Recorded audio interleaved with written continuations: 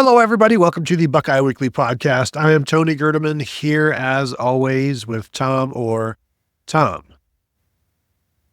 How's it going? Oh, Tony, it's another breaking news episode. And this one, the subject isn't surprising. The timing to me is a little surprising that this is one that you kind of thought, yeah, definitely one to keep an eye on in terms of a transfer portal target. But I would have expected the decision to get made a little bit earlier rather than sort of waiting and presumably sort of seeing, feeling out the process a little bit and figuring where things stood. But it's funny, earlier on Monday, Tennessee head coach Josh Heupel was asked, this is the reporter prefaced it with this is sort of an odd question, but do you feel like your roster's set at this point? And he sort of laughed and said yeah, we're pretty sure. And I was like, well, of course your roster's set at this point. And then here we are 2 hours later. Ohio State has another quarterback in the transfer portal. Yeah, and if we haven't said it, it's Air Noland, true freshman, has entered the transfer portal. Again, not a huge surprise based on the one, he did not play this year. Two, once they went out and got Julian Sayin, transferred from Alabama after Nick Saban retired, and then Sayin has been consistently ahead of Noland in the depth chart. That's part of the writing on the wall that we talk about. That's part of the formula and the blueprint of somebody transferring. And really, you can ramp up all of those blueprints and formulas even more so at quarterback, which is why it's pretty amazing that Devin Brown has stayed as long as he has, even though he's gotten to compete for the starting job each of the past 2 years. Has fallen short. And now you've got Air Noland here, who was a 5-star guy, blew up as a high school junior at Langston Hughes High School in Fairburn, Georgia, where he threw for 4,095 yards and 55 touchdowns and led his team to a state championship with Ohio State tight end Jelani Thurman. Those numbers then, as a senior, dipped pretty much in half and more so. 2,140 yards passing, 22 touchdowns, and in 11 games. They lost a lot of talent, but he looked like, I guess, probably a different player, but was still a very, very coveted quarterback. I don't even know how much to get into this particular aspect of it, but he went through his struggles in the spring. He was an early enrollee, and there were a bunch of rumors going around about him, but he stuck it out and he came through it, and he was very, very much in the back of the line. And when we would talk about quarterbacks, we wouldn't really talk about him much. And people would be like, what about Air? And it's like, well, let's see him climb the depth chart and do something, and then see him in practice doing things other than, okay, these 4 quarterbacks are repping with the offense. Air Noland and the walk-ons over here throwing passes to the running backs. We were waiting to see some movement from him, and it never really materialized.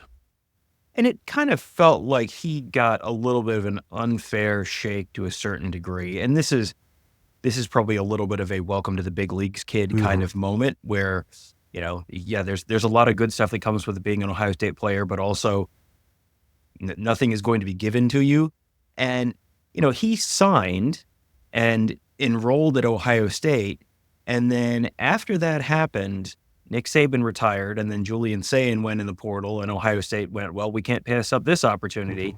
So he had already sort of enrolled, and then this other quarterback who was in his class shows up, and this has happened in the past where Ohio State has had 2 quarterbacks in a class. You go back to C.J. Stroud and Jack Miller, and really I think there's a lot of parallels there that we can get into in a little bit in terms of how that one played out. But this is not one where Air Noland had a long conversation with Ryan Day before he signed his LOI about, hey, we might be looking at bringing in Julian Sayin, because no one knew Julian Sayin was going to be an option.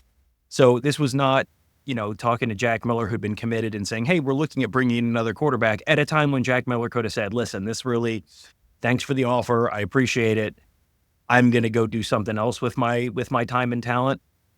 At this point, Air Noland was already in the program, and they had the conversation, and I think, I remember Ryan Day talking about sort of having a conversation with the other quarterbacks, and I think it was kind of like, we had the conversation with the quarterbacks, but, the sort of unspoken that part of that is they don't really get a vote. So, now there's another guy here, and his name is Julian Sayin. And just very quickly, it was a lot like the Stroud-Miller thing, where it didn't take very long to kind of figure out, like, okay, this is the guy who they think is going to be the quarterback of the future, and this guy is Jack Miller.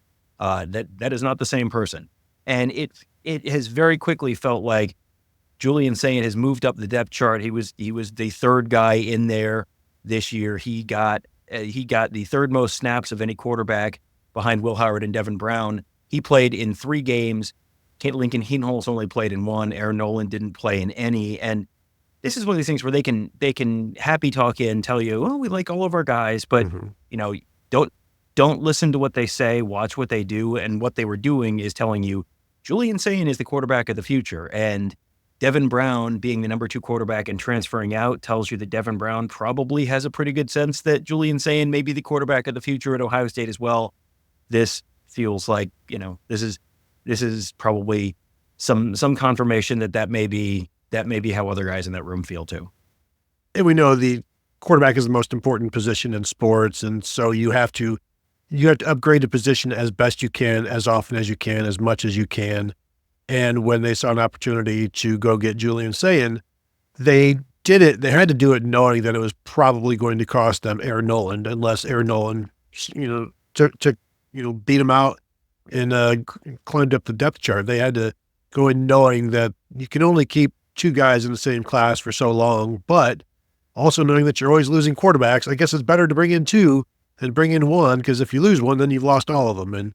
And here you've got a situation where you've got some insurance, and this is not unexpected. It won't be unexpected if there is more attrition at the position. That's the nature of college football, and more than ever the nature of the quarterback position, which then will lead to something we've talked about before, going and getting a veteran who understands that you're probably not being brought in to start, but you could start, and they've done that pretty well in the past with Tristan Gebbia and Chris Chuganoff.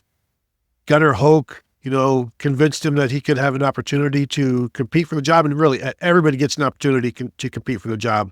The best quarterback is going to play, but I think now the numbers continue to dwindle. This is the second quarterback to hit the portal for the Buckeyes, and Will Howard will be leaving, so now you have Lincoln Keatles, you have Julian Sayin, and you have Tavian St. Clair, the true freshman, coming in. They want 4. They've got 3, Tom. What do you do? It feels to me like there's a very obvious answer, and that's go get someone in the portal, because it's possible you lose someone else, even if you keep the 3 guys you've got right now.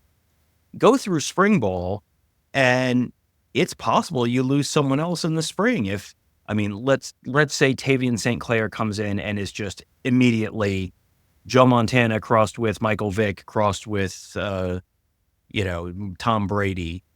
Sure, you could lose someone else if it's like, well, this guy's better than me and he's behind me. Or, hey, I thought I might have a chance to compete for the starting job, but boy, it feels like that guy's got it pretty much locked up.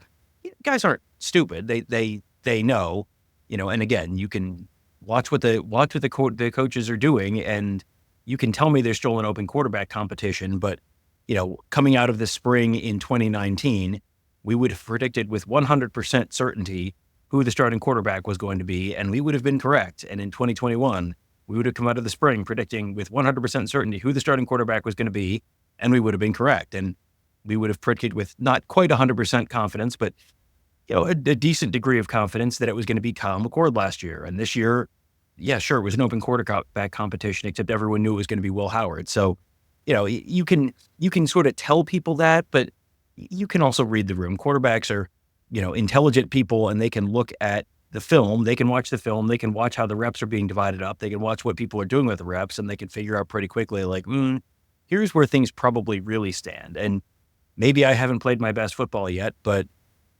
right now, this is where things stand. And there are lots of other opportunities out there. And I think there's a pretty good possibility that Air Noland goes somewhere else and has a really good college career. I think he's someone who has a lot of talent.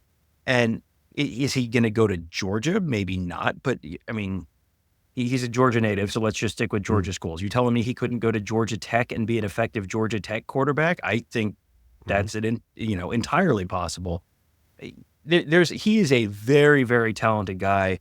You really never got a chance to see him much at Ohio State. And so, he didn't really get an opportunity to show what he could do. If he goes somewhere where he does have an opportunity to do that, I think he could be a really good college quarterback. Yeah, and when he committed to Ohio State, he had offers from Alabama, Clemson, Texas A&M, Oregon, Miami, all of the usual suspects. And really, he wouldn't have been a Buckeye without Dylan Raiola decommitting, and that created this whole cascade of quarterback dominoes that has led to where we are now. But yeah, you hope he lands somewhere that fits him and that he can compete for a job next year. He wasn't able to do that at Ohio State. And really, even when we saw them in practice, you could tell there are differences in the levels of play between the quarterbacks. But there you go. Air Noland, the latest Ohio State transfer, the second quarterback to hit the portal. Now, in terms of whether he will be with the team or not, I don't know. And we talked to Ryan Day earlier today, so this was not brought up. Devin Brown will be with the team. Honestly, with all due respect, there's no reason for them to hold Air Noland around if he doesn't want to be there. He has not played this season. He didn't travel for road games. So, if he wants to go, they will probably wish him well and go from there. So Air Noland off.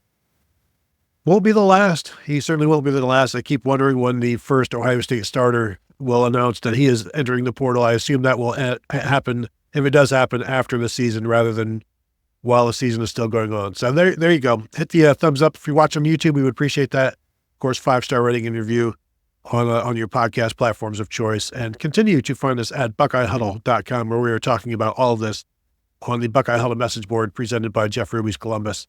$4.99 for your first month. Signed up, say hello to us there, talk about all of this and so much more going on right now. Hey, Ohio State and Tennessee playing the playoffs in just a few days. Look forward to that one.